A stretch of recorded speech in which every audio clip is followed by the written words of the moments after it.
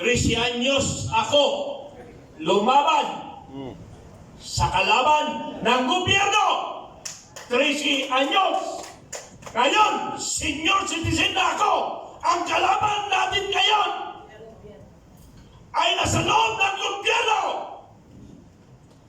Mabuhay tayong lahat! Mabuhay! Sigaw tayo, mabuhay! Laban tayo! Mahina ang boses! Laban tayo! Mabuhay ang kapwa ko vloggers! Mabuhay ang kapwa ko vloggers! Mabuhay ang United People's Initiative, Guerrilla Forces. Mabuhay tayong lahat! Laban tayo! Ibubuhis ko ang aking buhay para sa bayan at para sa aking apo. Maraming salamat sa lahat ng lumalaban sa katotohanan. Maraming salamat, Colonel John Metran, magiting nating kasama sa laban. Tayo nalulungkot dahil nung nagsiservisyo ang mga ito, mga general natin, kalaban nila is yung kalaban ng bayan. Masakit pang isipin, kahit kaya elementarya, maiintindihan eh. Hindi na natin kailangang sabihin pa kung sino ang kalaban ng bayan. Yung mga tao na dapat nagpoprotekta sa atin, yung mga tao na inaasahan natin, sila pa yung nanggigipit sa taong bayan. Bigyan natin ng pagkakataon galing sa ating Philippine National Police Retired Colonel John Galang.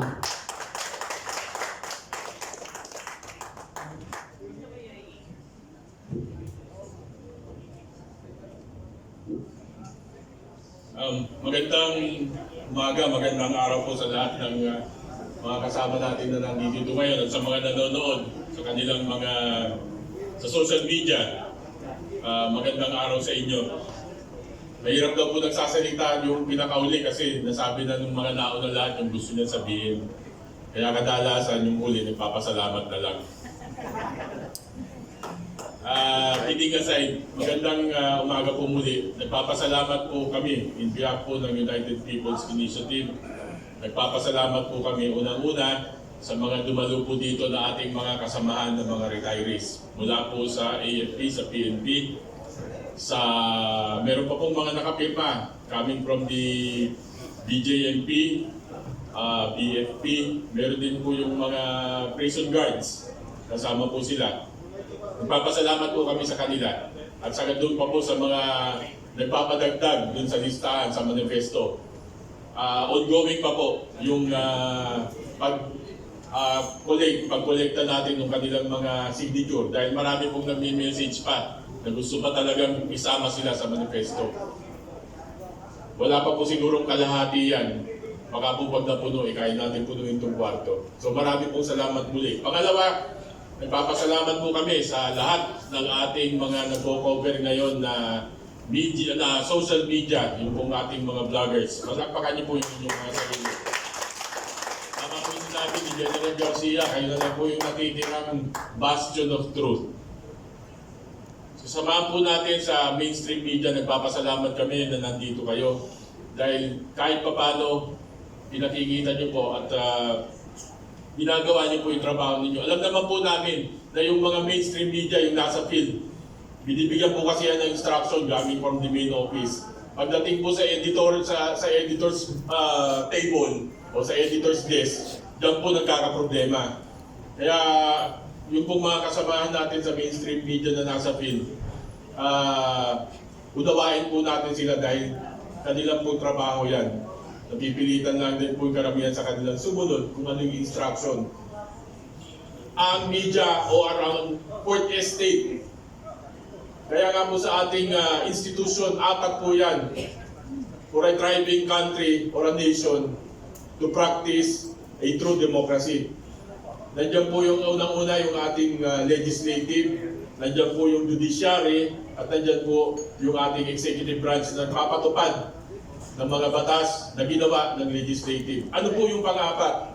The fourth estate, yung media. Napaka-importante po ng papel ng media. Kaya nga lang po, pagpihit ng panahon, naging enterprising. Noong mga unang panahon po, walang nilalapitan ang mga taong naaapi. ginigipit kundi ang media. Kaya po doon sa mga kasamahan natin sa media, yung pong inyong mandato, yung pong inyong pagpapaliwanag, pagpapahayag, yung katotohanan, yung pong wala kayong sinasabi nyo, walang kinikilingan, walang pinoprotektahan. Narinig po natin yan palagi. Awang katotohanan lamang. Nasa po yun. Hindi po pwedeng katotohanan conditional.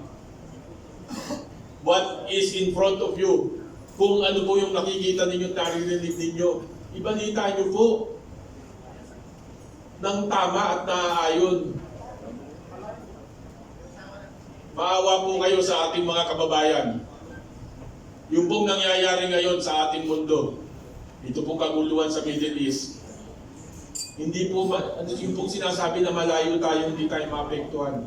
Tandaan po natin, ang ating bansa ay oil dependent. Wala po tayong pinagkukunan ng ating supply ng langis.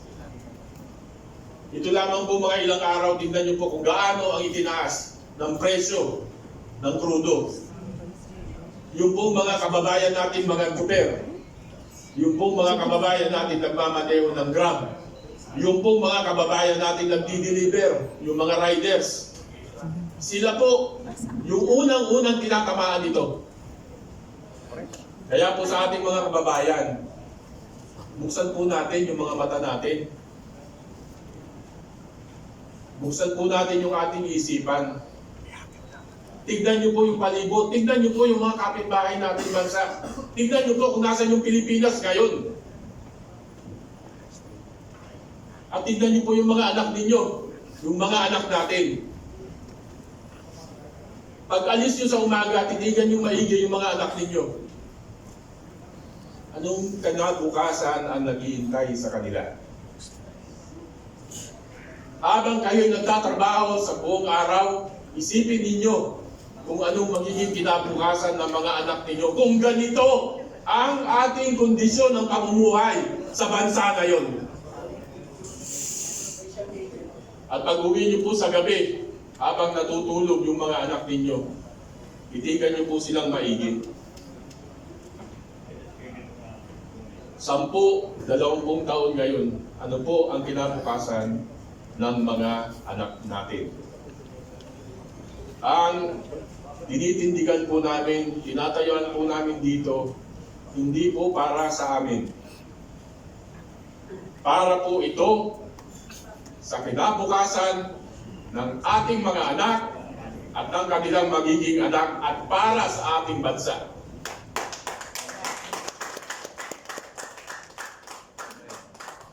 Iisa lang po ang ating bansa, iisa lang ang Pilipinas, at iisa lang ang buhay natin. Gawin po nating makabuluhan yung pananatili natin sa mundong ito. Yun lamang po. Maraming salamat po sa inyo. Maraming salamat sa ating magiting PNP retired Colonel John Galang. Bibigyan po natin ng pagkakataon ng isa sa ating magiting na kasama sa laban ng bayan, at alam naman po natin na kapag may mga issue sa kanyang lugar o kahit nasyonal, nandiyan po ang ating magiting na Vice Mayor, Attorney Harold Respicio.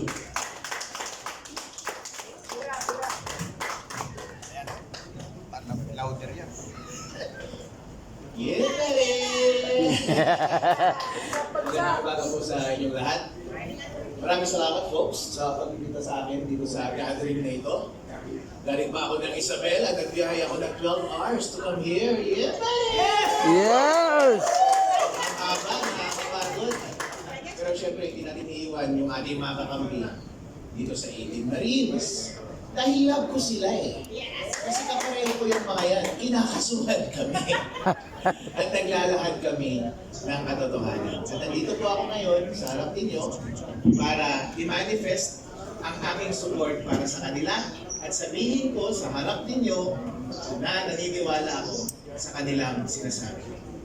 Ako po si Attorney Harold Respicio. Isa po akong Vice Mayor sa probinsya ng Isabela sa bayan ng Reyna Mercedes. Isa po akong Ilocano. at isa po akong elective official. Pero higit sa lahat, isa po akong Pilipino. Hindi po totoo yung sinasabi nila na lahat na sa ating gobyerno ay tumatahimik na lamang at hindi lumalaban. Totoo po, ang impluwensya po ng administrasyon na ito ay pervasive at halos lahat ng tao sa ating gobyerno ay kinurap nila. Pati sa aming bayan, kinurap nila. Sila po ay napakalaking scam. Bago po ako pumasok sa gobyerno, first time ko po maging public servant, maging public official this time. Ngayon 2025, before that, nasa private practice ako at nasa private industries lang ako. Pero pagpasok ko dito sa gobyerno, nakita ko po ang laking scam. Bilang abogado, nakita ko yung mga pinakamalaking scam. Pero ang pinakamalaking scam sa buong Pilipinas ay ang ating gobyerno. At lahat sila ay sama-sama. At iisa ang ulo. At ang biktima ay ang buong taong bayan. Tayo ang nagbabayad ng buwis. Ibibigay natin ang lahat ng pera sa kanila para lamang sila ay maghati-hati at magpakasarap. At ma-ensure nila na habang buhay na sila ay nasa kapangyarihan. Yan po ay totoo. Inuuna nila yan sa panahon ng eleksyon. Nag-participate po ako sa eleksyon at yung expertise ko sa pag-audit ng information technology at pag-aabogado, in-apply ko doon, nakita ko. Doon unang binibili ang ating kalayaan. At ngayon pinapatotohanan ng mga 18 Marines. Si Saldico, inutusan sila na magbayad kay Chairman George Garcia ng 4 na maleta ng milyong-milyong salapi. Kung imumultiply mo lahat yun, daan-daang milyon po yun para kay Chairman George Garcia. Pagkano po yun? Ano po ang kapalit nun? Hindi ba't para bilhin yung outcome ng ating eleksyon? Tama. Ang eleksyon na lamang ang tanging mekanismo para ang bawat mamamayang Pilipino ay ma-exercise nila yung kanilang direct power sa bansang Pilipinas. Kapag tinanggal pa natin ang democratic process na ito na mag-elect directly ng mga taong mamumuno sa atin, masasabi pa ba natin na totoo tayong malaya? Hindi po tayo totoong malaya. At lalong hindi po tayo totoong malaya kung pati yung mga institusyon na dapat nagbabantay sa ating gobyerno ay binibili na rin nila. Ang mekanismo sa ating konstitusyon para bantayan ng ating gobyerno ay yung mga investigasyon doon sa Senate at doon sa House of Representatives. Doon sa mga hearing ng mga komite. Pero nabigyan pa sila ng mga envelope? Nabigyan po. Kapag yung magbabantay sa ating gobyerno ay nababayaran natin, matasabi ba natin sa ating sarili na totoo tayong malaya? Hindi po. Pero din po sa ating judiciary. Marami ang sinasabi sa kanila ay nababayaran. Merong dating leader ng judiciary na pumasok sa executive, pero sila ka-textmate ni BBM. At nag-uusap sila paano pagnakaw ng pera ng taong bayan. Kung lahat ng ating independent institutions na ito ay magkakasama na, kasama na sila sa scam, totoo pa bang malaya tayo? Hindi po tayo malaya, mga kapatid. Itong mga 18 Marines, hindi nyo ba naaalala last time? Noong ginagawa nilang scapegoat si Saldico, di ba sinasabi nila na, "Uy, si Saldico, bakit 18 Marines ang iyong mga bodyguard? Ang dami-dami, 18 na 18 Marines." Di ba ibig sabihin, binibigyan nyo ng credibility yung 18 Marines na yun, the fact na meron siyang hawak na 18 Marines. Pero nung lumabas yung mga 18 Marines, at sinabi nilang totoo na kami ang nagde-deliver in behalf of Saldico, laban. papunta yung pera dito kay Romualdez, sa mga congressman, senador, Comelec, ilang Trillanes. Ngayon, ayaw nila silang paniwalaan. Ano ba talaga mga bossing? Kapag against na sa inyo yung narrative, noong bumaliktad na sa inyo yung narrative, biglang ayaw nyo na silang paniwalaan. Pero nung ibinubuhos ninyo yung scapegoat kay Zaldico, grabe. Binibigyan nyo ng credibility na puro marines yung bodyguard niya. Pero ngayon nagsalita na sila, automatic ayaw nyo na silang paniwalaan. Kasi kayo yung tinuturo na tumanggap. Mga ipokrito talaga itong mga tao na ito. Grabe yung pagka-ipokrito.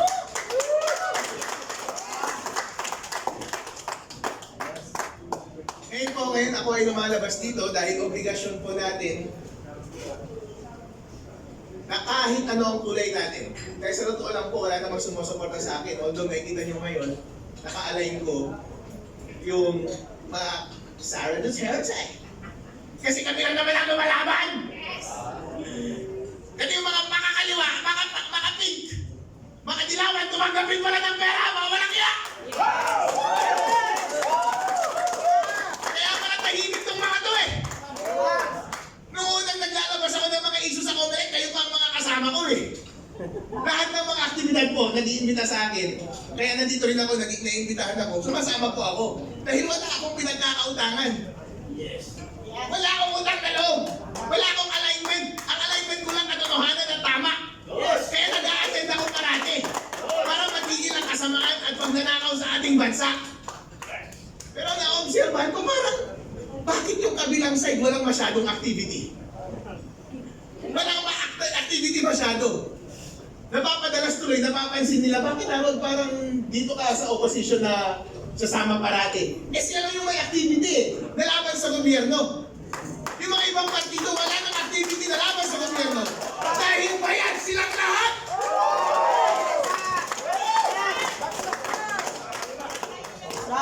May maleta din sila. Ngayon po, may pagkakataon po tayo na ipagpatuloy ang laban. Kapag tayo po ay tahimik, deserve natin na mag-govern tayo ng mga kasamaan, hindi ba? Yes. At ganoon din actually kapag refuse natin na mamuno, deserve natin na mag-govern tayo ng mga mas bobo, ng mga kurap, at magnanakaw sa ating bansa. Kaya mahalaga na tayo ay magsalita, na mag-participate at i-take up natin yung responsibility na pamunuan ng tama ang ating bansa. Kaya tama yung ginawa ni Sarah eh, nung mag-announce siya as president. Kasi siya na lang yung boses na kumokontra sa malaking pagnanakaw dito sa ating gobyerno ngayon. At parang magkakaroon ng rally sa March 11, nandun kaya siya? Kasi sa lahat ng pagkakataon, sumasama po ako. Basta lumalaban tayo sa katiwalaan, basta may pagkakataon na may siwalat natin ang katotohanan at marali natin ang taong bayan para lumaban sa pang-aapi ng gobyerno at sa kanilang pang-aabuso at paglaban para sa ating ultimate na kalayaan, ako ay magpaparticipate. Kaya next week, parang may pinaplanong rally, baka nandun ulit ako. Alright? Hindi ako mag-a-absent. Kasi yung mga nag-a-absent, baka yun yung mga nababayaran eh. Alright? Maganda sana kung nandun si Sarah sa rally, kung may rally eh, no? Dahil mga kababayan, pagkakataon na natin ito, kailangan maging isa ang ating boses. Kaming malakas para tapusin ang pagnanakaw dito sa ating bansa. Maraming salamat po sa inyo. Ipunin ko ang aking suporta sa iting Marines at sa lahat ng kapwa kong kinakasuhan, kasama na si Mike Defensor. Kawawa naman ito mga ito. Nagbibigay support lang. At saka si General Pogis, nag-iasyon na rin. Wala kayo, marami tayong magkakaso. Alright. Pero wag po tayong bumitaw. Sama-sama po tayo na lumaban laban sa kasamaan sa ating bansa. at makakamit din natin ang kalayaan. Huwag lang tayo bumitaw. Maraming salamat. At huwag tumanggap ng maleta! Please! Mabuhay ka! Future Vice President Harold Respicio! Isa sa inahanga natin, batang politiko, pero hindi natin nakikita yung pagiging traditional sa kanya. Although lahat ng kamag-anak niya sa Isabela, politiko. At si Atty. Harold, makikita mo yan. Sa lahat ng mga lumalaban, sumasama siya. Tahimik sa isang lugar lang siya, nag-oobserba. Pero pag nagsalita na yan, talagang may laman. So mabuhay ka, Atty. Harold Respicio. At para sa kaalaman ng lahat, siya po yung highly recommended ng ating mga general, lalo na ni General Romy Puquis, na mag-handle ng ating UPI Luzon. Siya po yung chairman ng UPI, United People's Initiative sa Luzon. So yung Luzon natin, Region 1, 2, 3, 4, 5, lahat na gustong mapasbilang doon sa ating laban ng bayan, kontakin nyo lang po si Atty. Harold Respicio. Maraming salamat, Atty. Harold, sa iyong pagiging makabayan. Bago po tayo magpatuloy, meron po bang dumating na mga retirees pa rito? Mga MUPs natin. Pakitaas lang po yung kamay. Pakitayo po at pwede po bang pumunta kayo rito sandali sa harapan, mga sir? Please po. Nasa likod. Okay po. Maraming salamat po sa inyong pagdating at inyong pagsuporta sa ating ginagawang parangal para sa ating 18 magigiting na Marines. Bago po tayo magsimula doon sa ating question and answer, lahat po ng katanungan ninyo, ihanda nyo na po. At pwede na tayong mag-open forum. At bago tayo mag-open forum, bibigyan po muna tayo ng isang makabayang awitin ng isang panauhin natin. At pagkatapos po nito, punta na po tayo doon sa ating question and answer. Madam?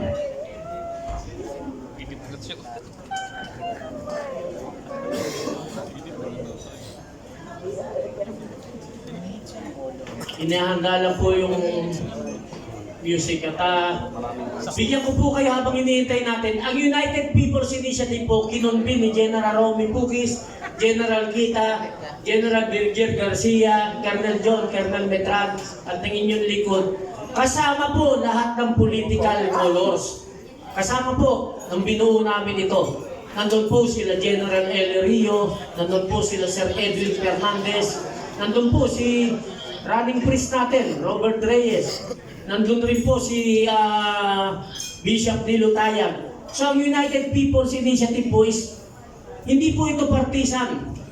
At lahat po niyayakap natin at bibigyan natin ng pagkakataon. Lahat ng dumalo rito, kahit anong political colors ninyo, kayo po ay kasama ng United People's Initiative, kagaya ng sinabi ni Vice Attorney Harold, basta lumalaban ka, kasama ka sa United People's Initiative. Bigyan po natin ng pagkakataon kay Kiling Pahayag, Attorney ex-Congressman Jing Paras.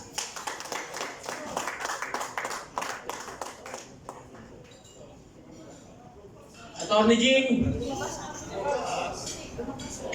nasa labas. At nandito rin po yung ating magiting na lumalaban, si Kuya Eric Celis.